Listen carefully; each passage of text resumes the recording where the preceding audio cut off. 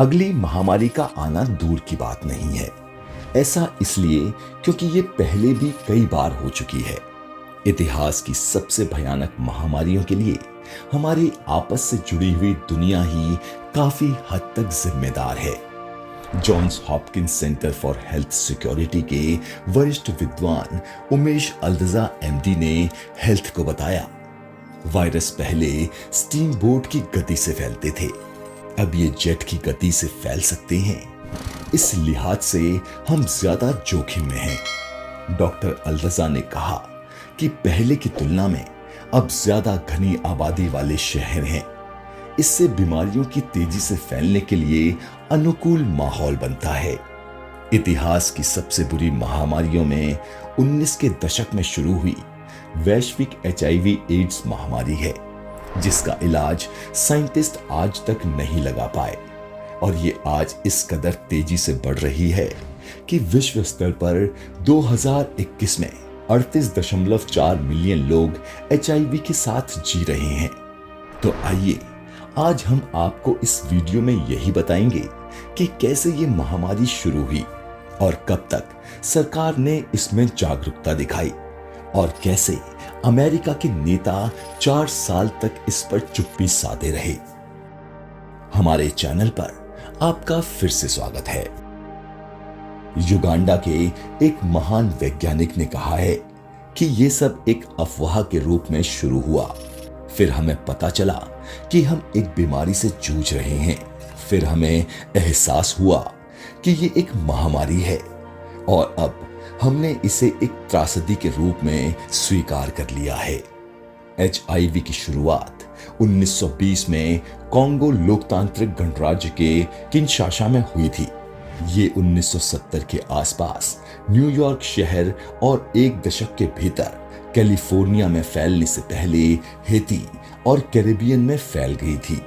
1999 में रिसर्चर्स ने chimpanzee SIV के एक स्ट्रेन की पहचान की, जिसे SIV-CpZ कहा जाता है, जो लगभग HIV जैसा ही था। बाद में वैज्ञानिकों ने पाया कि चिंपैंजी बंदरों की 2 छोटी प्रजातियां, लाल टोपी वाले मैकम्बे और बड़े धब्बेदार नाक वाले बंदरों का शिकार करते हैं और उन्हें खाते हैं, जो SIV के 2 स्ट्रेन को ले जाते हैं और चिंपैंजी को संक्रमित करते हैं। इन्हीं 2 स्ट्रेन ने संभवतः मिलकर SIV-CpZ बनाया है, जो चिंपैंजी और मनुष्यों के बीच फैल गया था।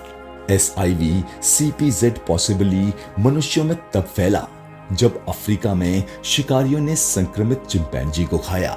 ये चिंपैंजी का इन्फेक्टेड खून शिकार के घाव में चला गया होगा।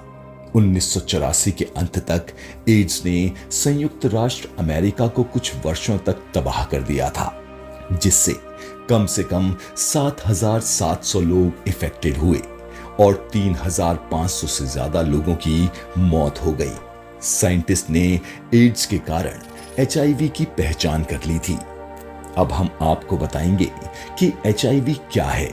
ह्यूमन इम्यूनोडेफिशिएंसी वायरस या HIV एक वायरस है जो विशेष रूप से CD4 कोशिकाओं पर हमला करता है, जिससे शरीर इन्फेक्शन और बीमारी से लड़ नहीं सकता, जिससे HIV इन्फेक्शन का सबसे गंभीर रूप सामने आता है। एड्स से पीड़ित व्यक्ति कैंसर और निमोनिया जैसे जानलेवा संक्रमणों के प्रति बहुत सेंसिटिव होते हैं। ये virus blood, semen, vagina fluid and breast milk जैसे शरीरी तरल पदार्थों के माध्यम से फैलता है। HIV सबसे अधिक बार असुरक्षित यौन संबंध, नशीली दवाओं के उपयोग के लिए निडल्स को दोबारा यूज और जन्म के माध्यम से फैलता है। हालांकि HIV एड्स का कोई इलाज नहीं है। 1981 में अमेरिका में युवा समलैंगिक पुरुषों में निमोनिया और कैंसर के काफी केसेस आने लगे। इस बीमारी को शुरू में गे रिलेटेड इम्यून डिफिशियंसी यानी कि ग्रिड कहा जाता था, क्योंकि ऐसा माना जाता था कि ये बीमारी केवल समलैंगिक पुरुषों को ही प्रभावित करती है। वर्ष के अंत तक इंजेक्शन ड्रग यूजर्स में भी ये मामले सामने आने लगे। 1982 में एड्स का पहला मामला। इस बीमारी का नाम बदलकर एड्स कर दिया गया था। कनाडा में एड्स का पहला मामला मार्च में सामने आया। ये माना जाता है कि ये इन्फेक्शन यौन ट्रांसमिट हो सकता है और एचआईवी का कारण होता है। फिर भी अमेरिका नेता स्वास्थ्य आपातकाल के प्रति काफी हद तक चुप और उदास रहे और संकट शुरू होने के 4 साल बाद 1985 तक राष्ट्रपति रोनाल्ड रीगन ने सार्वजनिक रूप से एड्स का जिक्र नहीं किया, क्योंकि उस टाइम में एड्स से पीड़ित लोगों को अक्सर कलंकित माना जाता था। 17 सितंबर 1985 को राष्ट्रपति रेगन ने एक पत्रकार के सवाल का जवाब देते हुए आखिरकार एड्स का सार्वजनिक रूप से जिक्र किया, क्योंकि उसी दिन रेगन के करीबी दोस्त अभिनेता रॉक हडसन की एड्स से मृत्यु हो गई, जिससे ये बीमारी लोगों की नजरों में आ गई और उसी वर्ष स्तन दूध से संक्रमण का पहला मामला भी सामने आया और 1986 में यूके सरकार द्वारा एड्स जागरूकता के लिए पहला अभियान शुरू किया गया और इसका नाम था एड्स की सहायता ना करें। 1986 में एजिडोथाइमीडिया या जिडोबुडीन नामक पहली एंटी एचआईवी दवा का विकास भी हुआ। इस दवा को 1987 में मंजूरी दी गई थी। राजकुमारी डायना ने एड्स के एक मरीज से मिलकर और उससे हाथ मिलाकर एड्स के डर को दूर किया। जब 1991 में बास्केटबॉल खिलाड़ी मैजिक जॉनसन ने घोषणा की कि उन्हें एचआईवी है, जिससे इस मुद्दे पर जागरूकता बढ़ाने और समलैंगिक रोग होने की रूढ़िवादिता को दूर करने में मदद मिली। इसके तुरंत बाद ब्रांड क्वीन के मशहूर गायक फ्रेडी मर्करी ने घोषणा की कि उन्हें एड्स है और एक दिन बाद उनकी मृत्यु हो गई। साल 1999 में परेशान करने वाले आंकड़े आए, जिससे WHO ने घोषणा की कि एड्स दुनिया भर में मौत का चौथा सबसे बड़ा कारण है और अफ्रीका में सबसे ज्यादा मौतें इसी बीमारी से होती हैं।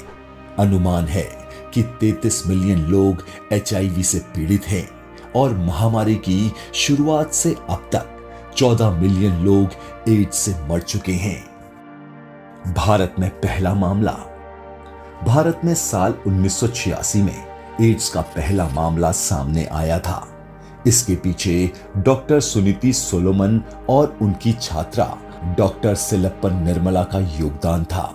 निर्मला ने चेन्नई, तमिलनाडु की महिलाएं सेक्स वर्कर्स के खून का नमूना इकट्ठा किया और उसकी जांच की।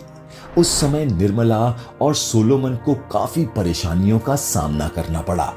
जब उन्होंने बीमारी फैलाने का खुलासा किया तो लोगों के निशाने पर आ गए। उनकी जांच पर सवाल खड़े किए जाने लगे। 1991 में पहली बार लाल रिबन को एड्स का निशान बनाया गया। कभी आपने सोचा है कि लाल रंग को ही एड्स का निशान क्यों चुना गया? दरअसल इसका संबंध खून से है, क्योंकि एड्स भी खून से फैलने वाली बीमारी है और खून का रंग लाल होता है। इसीलिए एड्स के लिए लाल रंग चुना गया। साल 2009 में राष्ट्रपति बराक ओबामा ने 1987 के अमेरिकी प्रतिबंध को हटा दिया, जिसके तहत एचआईवी पॉजिटिव लोगों के देश में प्रवेश पर रोक लगा दी गई थी। 1988 से हर साल 1 दिसंबर को वर्ल्ड एड डे के रूप में मनाया जाता है। WHO के अनुसार 2019 के अंत में दुनिया भर में लगभग 38 मिलियन लोग एचआईवी या एड्स के साथ जी रहे थे और उस वर्ष एड्स से संबंधित बीमारियों से 9,40,000 लोगों की मृत्यु हुई। सब सहारा अफ्रीका सबसे गंभीर रूप से प्रभावित क्षेत्र बना हुआ है, जो दुनिया के प्रेजेंट एचआईवी मामलों का लगभग 2/3 हिस्सा है। आज तक साइंटिस्ट ऐसी कोई दवा नहीं बना पाए जो एड्स के मरीज को बचा सके। हाँ, हालांकि ऐसी मेडिसिन जरूर बनी है जो एचआईवी से पीड़ित लोगों को लंबा स्वास्थ्य जीवन जीने में मदद करती है, पर ठीक नहीं करती। एचआईवी व्यक्ति का जीवन नरक बन जाता है। ये केवल बीमारी ही नहीं, बल्कि सामाजिक कलंक और भेदभाव भी है। प्यार न मिलने और नफरत किए जाने की भावना एक धीमे जहर की तरह काम करती है। हमें अपने प्यार और देखभाल के माध्यम से उनमें ये विश्वास जगाने की जरूरत है कि एचआईवी पॉजिटिव मरीज अभी भी एक लंबा और स्वस्थ जीवन जी सकते हैं। एड्स बीमारी से लड़ने का एकमात्र तरीका जागरूकता पैदा करना है। अगर आपको हमारे वीडियोस पसंद आ रहे हैं तो प्लीज लाइक, शेयर, कमेंट और सब्सक्राइब जरूर करें, ताकि ऐसे ही इंटरेस्टिंग वीडियोस हम आपके लिए लाते रहें।